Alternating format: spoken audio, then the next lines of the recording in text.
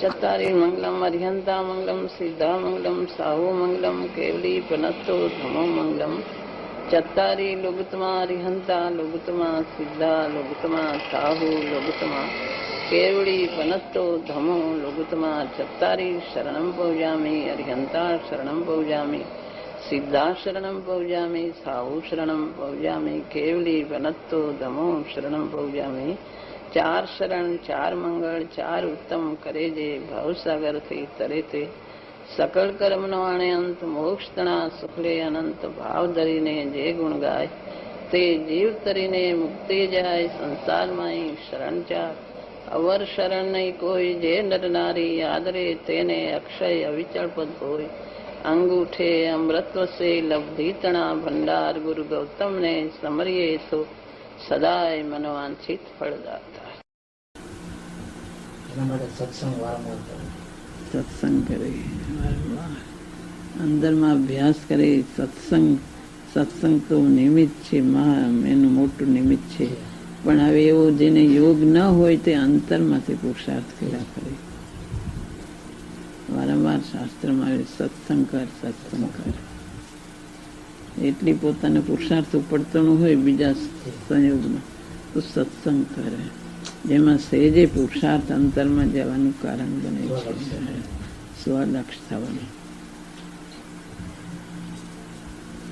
ગુરુનું નિમિત્ત મોટું છે એમાં સત્સંગ પણ એમાં કારણ બળવાન કારણ થાય છે બહારમાં એ કારણ થાય અંતરમાં પોતાનો તત્વ નિર્ણય કારણ થાય છે પોતાની રુચિ તત્વ નિર્ણય કારણ થાય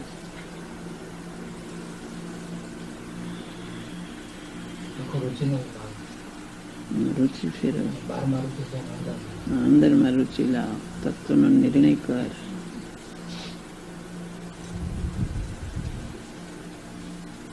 એને પ્રયત્ન કરવો જોઈએ ક્ષણે ક્ષણે અભ્યાસ કરે ભેદ જ્ઞાનનો હું છૂટો તે છૂટો જ છું એક જ તો થયો જ નથી પણ એક જ તો જે થઈ રહ્યો છે છૂટો પાડવાનો પ્રયત્ન નિરંતર એને પ્રયાસ કરવો જોઈએ નિરંતર રહેવું જોઈએ પણ રહેતો નથી તો પ્રયાસ કરવો જોઈએ કૃત્રિમ પણ હજી સહજ સ્વભાવ સહજ છે સહજ ધારા થાય અને સહજ થાય હજી સહજ એને કઈ થયું નથી સહજ નથી એટલે એને પુરુષાર્થ કરવાનો જ રહે છે કૃત્રિમ તો એ કૃત્રિમ પુરુષાર્થ કરવાનો રહે છે ને એક તો થઈ રહ્યું છે ને પ્રયત્ન કરીને છૂટો પાડવાનો રહે છે પુરુષાર્થ એ કૃત્રિમ પ્રયાસ કરવો પડે છે અભ્યાસ કરવો પડે છે પુરુષાર્થ કર્યા વગર એ કઈ થવાનું નથી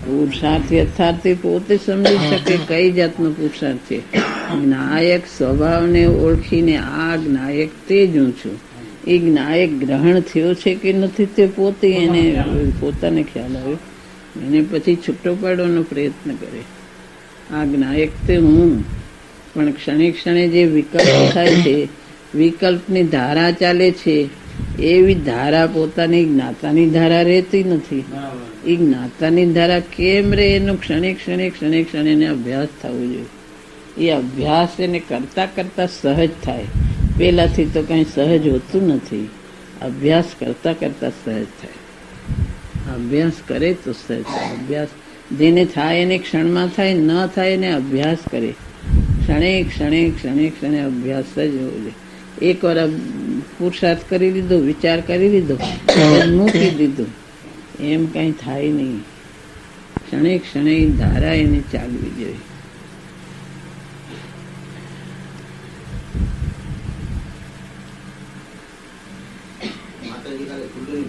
ચાબુક મારીને વ્યવહારમાં એ વાળતો હવે તો કોઈ દીકરો પાસે ચાબુક કે લાકડી તો જોઈ નથી લાકડી જોઈ નથી કીધું ચાબુક મારી એ કઈ બહારથી ચાબુક કે લાકડી હોતી હશે એમ તો એને જોરથી કે જે એમનો કહેવાનો આશય એકદમ દ્રઢતાથી ને જોરથી કહેતા હતા એ એમનું ચાબુક હતું આ ક્યાં ચડી ગયો કે આ ક્યાં આવું કીધું છે કોઈ કે પર્યાય કે આય છે પર્યાય અલોકમાં વહી ગઈ એમ કોઈ કીધું કોણે ગઈ એ ત્યાં ગુરુદેવ એકદમ જોરથી કહેતા હતા. એવું કોણે કીધું છે પર્યાય અલોકમાં વહી ગઈ? એવું એકદમ જોરથી કહેતા હતા.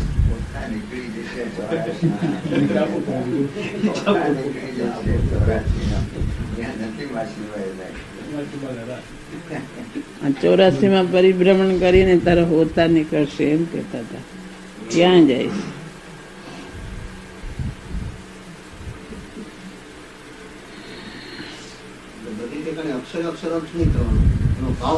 ભાવ પકડો. ચાબુક એટલે કઈ બહારથી ચાબુક હતું એ કઈ ગુરુદેવ કઈ કોઈને મારતા હતા, એને ઉપદેશ દેતા હતા.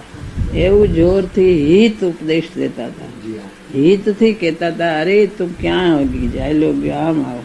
જેમ પિતા બાળકને કે હિતનો ઉપદેશ આપે કે આ નથી કરવા જેવું, જોરથી કે એને વધે, જેમ પિતા કે એવી રીતે ગુરુદેવ કહેતા હતા.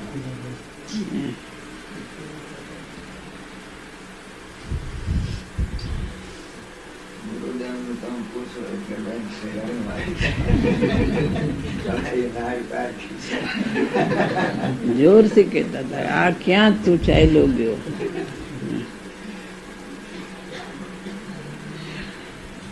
આવી શુષ્કતા કરવાનું ક્યાં કીધું છે? શાસ્ત્રોમાં પણ આવે છે કે ત્રીજી ભૂમિકા, જે પ્રતિક્રમણની ત્રીસરી અમૃત ભૂમિકા કીધી, એને પ્રતિક્રમણને વિષકુંભ કીધું.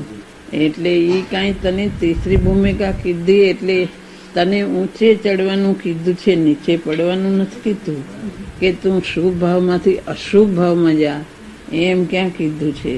તને અશુભથી શુભમાં પણ શુભ પણ તારું સ્વરૂપ નથી. અમૃત ભૂમિકા પ્રતિક્રમણની તારી અંતરમાં છે, ઊંચે ચડવાનું કીધું છે. એને છોડીને અશુભમાં જવાનું નથી કીધું, એવું પ્રમાદ કરવાનું કીધું નથી, એમ શાસ્ત્રમાં આવે છે. ગુરુદેવ તો બહુ જ કહેતા હતા. ગુરુદેવ બહારમાં રોકાયેલાને કહેતા હતા, અને બધું કાંઈ નથી આત્મામાં એમ કરીને બેસી જાય એને પણ કહેતા હતા. બેયને કહેતા હતા.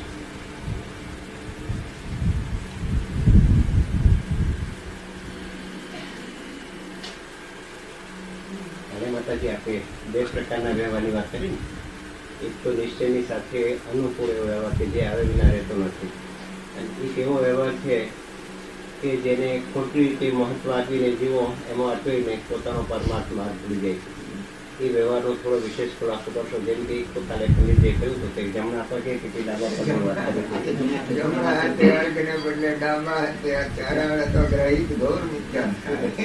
આમાં માતાજી ખુલાસો એટલા માટે હું માંગુ છું કે ઘણાને આ બાબતમાં જે વસ્તુ સામાન્ય છે પણ એને શાસ્ત્રના આધાર આપીને એને મહત્વ આપીને મોટું રૂપ આપે છે. જેમ કે એક ખમાસણ દેવું કોઈ 3 ખમાસણ દેતું હોય, પોતાને દર્શન કરવા, પોતાને દર્શન ન કરવા, આ જે બધો પ્રકાર વ્યવહાર એ બધું એમાં ઘટાડી શકાય ખરો?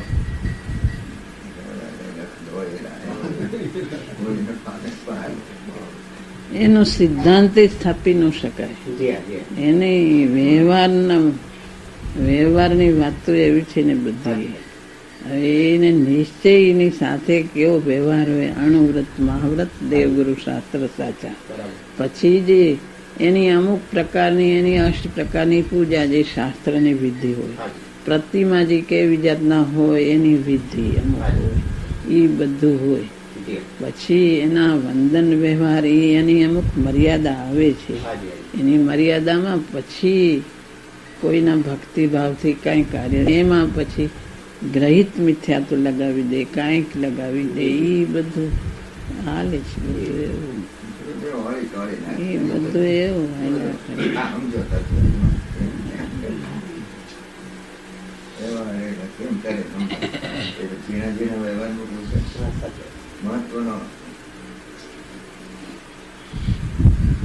કે આને ગુરુ કહેવાય, આ ગુરુ ન કહેવાય, નિગ્રંથ ગુરુ કહેવાય, એવું બધું કાંઈક હાલે છે. તો આ આપણે ઉપકારી ગુરુ માની છીએ. બધું માન્યતા ફેર પડે છે. એવું બધું થાય. ઘણું એવી જાતનું ઘણું હાલ, એનો વિસ્તાર કરવો એ નકામું છે. આ તો કાલે સહજ વિષય ખુલ્યો હતો એટલે, અને એ અત્યારે સમજવા જેવું બી છે થોડું. લોકો એવું ખોટું એને મોટું રૂપ આપીને આગ્રહ કરીને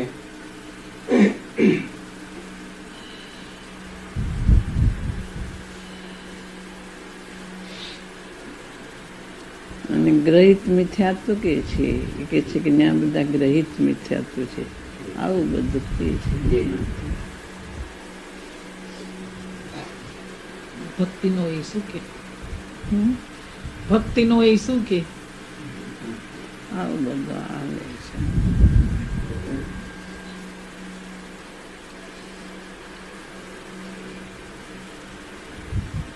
અમુક શાસ્ત્રમાં આવે એવું તો અહીં હાલે છે, ભગવાનની અષ્ટ પ્રકારની પૂજા થાય, બીજું આપણે કઈ બીજું તો આમ વ્યવહાર તરીકે કઈ હાલતું નથી. તો બધું એવું જોઈએ. પછી બીજું તો કઈ નથી.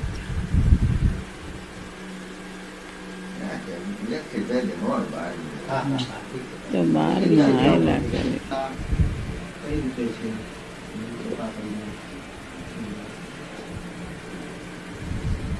ગુરુદેવ દર્શન શુદ્ધિથી જ આત્મસિદ્ધિ થાય છે. સમ્યક દર્શન પ્રગટ થાય એનાથી જ આત્માની સિદ્ધિ થાય છે. સમ્યક દર્શન વગર આ મુક્તિનો માર્ગ જ પ્રગટ થતો નથી. સમ્યક દર્શન થાય એટલે જ આત્માની સિદ્ધિ.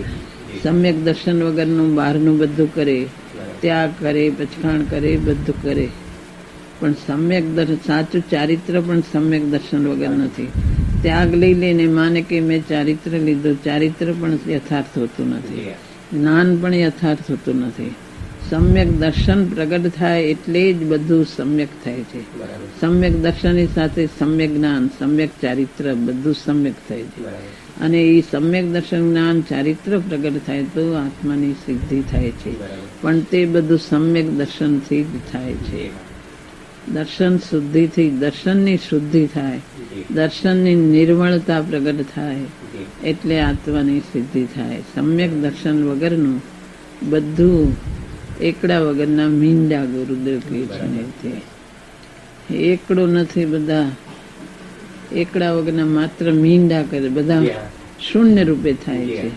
ગમે એટલું કરે એને વૈરાગ આવે, એમાં આ ગ્રસ્તાશ્રમથી વૈરાગ આવે, ત્યાગ કરે, ગ્રસ્તાશ્રમ છોડીને વનમાં જાય, બધું કરે એને એમ લાગે કે બહારથી જાણે મેં તો કેટલું કર્યું, પણ એ બધું કાંઈ શૂન્ય થાય છે. એક સમ્યક દર્શન એકડો આવે તો બધું થાય છે, એક આવે તો એના ઉપર બધા આંખ ચડે છે, નહીતર બધું શૂન્ય જેવું થાય. એને વૈરાગ આવે છે અનંતકાળમાં ઘણી વાર, પણ એ વૈરાગ માત્ર આ બધું અસાર છે, આ બધું અનિત્ય છે, પણ નિત્ય વસ્તુ કોણ છે એ વસ્તુને ઓળખા વગરનું બધો ત્યાગ કરી દે. નિત્ય સ્વરૂપ નાયક આત્મા એને નથી ઓળખતો, એટલે બધું શૂન્યની માફક બધું કરે. ત્યાં મુનિ થઈ જાય, બધું કેટલું વાંચી જાય, ભણી જાય, બધું કરે, 11 અંગ સુધી એનું જ્ઞાન એને થઈ જાય. વ્રત પછાણ કેવા કડક કરે, અભિગ્રહો ધારણ કરે, બધું નિર્દોષ આહાર પાણી લે, બધું કરે, પણ જો સમ્યક દર્શન નથી તો સમ્યક દર્શન વગરનો ભાવનો અભાવ થતો નથી. પુણ્ય બાંધે, ગ્રૈવકમાં જાય, પણ મુનિવ્રતધાર અનંત વાર ગ્રૈવક ઉપજાય, પણ સમ્યક દર્શન વગરનું એક ભાવ પણ એનો ઘટ્યો નથી. સમ્યક દર્શનથી જ આત્માની સિદ્ધિ થાય છે. સમ્યક દર્શન એટલે પોતાના સ્વરૂપનું દર્શન. સમ્યક દર્શન એટલે સ્વરૂપનું દર્શન, સ્વરૂપ જેવું છે તેવી શ્રદ્ધા, સ્વરૂપનું દર્શન, સ્વરૂપની સ્વાનુભૂતિ, જેવું સ્વરૂપ છે તેવું બરાબર ગ્રહણ કરવું, સ્વરૂપનું દર્શન થાય છે. અનંતકાળથી સ્વરૂપને ઓળખતો નથી તો સ્વરૂપનું દર્શન થાય છે, સ્વાનુભૂતિ પ્રગટ થાય છે. એના પહેલાનું પગથિયું આ કહેશો કે તત્વનો નિર્ણય. પૂર્વીના વચનામૃતમાં આવ્યું છે કે વિકલ્પમાં તત્વનો નિર્ણય, તત્વના વિચારો કર્યા કરે તો કઈ સમ્યક દર્શન પ્રાપ્ત થતું નથી. હવે ત્યાંથી આગળ વધાતું નથી. વિકલ્પમાં તત્વના વિચારો ચાલ્યા કરે, પણ તત્વનો નિર્ણય સુધી પણ પહોંચાતું નથી. આપણે ઘણું કહ્યું કે ભાઈ વારંવાર વિજ્ઞાનનો અભ્યાસ કર્યા કરવો જોઈએ, પણ એ થતો નથી. તત્વ વિકલ્પમાં તત્વના વિચારો ચાલ્યા કરે છે. હવે આગળ કંઈક કૃપા કરીને કંઈક સમજાવો કે જેથી કંઈક તત્વના નિર્ણય સુધી પહોંચાય અને કંઈક કામ થઈ શકે. પેલું તત્વનો નિર્ણય કરવો, પણ નિર્ણય યથાર્થ કરે જી કે હા. બસ આ જ છે, હાજી. બીજું છે જ નહીં. જી હા. આ આત્મા આ છે, આ જ્ઞાયક તે હું છું, જી. આ પર પદાર્થ તે હું નથી, જી. આ વિભાવની પર્યાયો તે મારું સ્વરૂપ નથી. જી. એવી શ્રદ્ધા પેલા યથાર્થ કરે, જી. એના તત્વના વિચાર કરી નિર્ણય કરે, પછી એને શંકા પડે નહીં. જી હા. એવું નિશંક થઈ જાય જી. કે બસ આ જ્ઞાયક તે જ હું છું. જી હા. એમાં નિશંકતાનું જોર આવે તો એના શ્રદ્ધાના બળે એ આગળ જાય, એની સહાનુભૂતિ થાય. જ્યાં શ્રદ્ધાનું બળ જોરદાર નથી ત્યાં સુધી આગળ જઈ શકતું નથી. શ્રદ્ધાનું બળ એને જોરદાર આવું.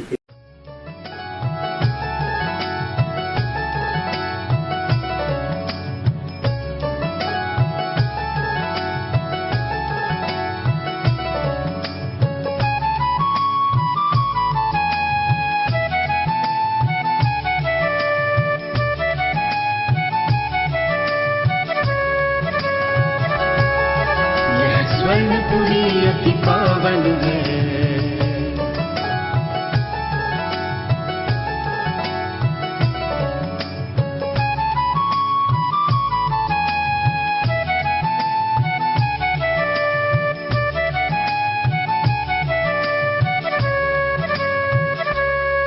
यह स्वर्णपुरी अति पावन है।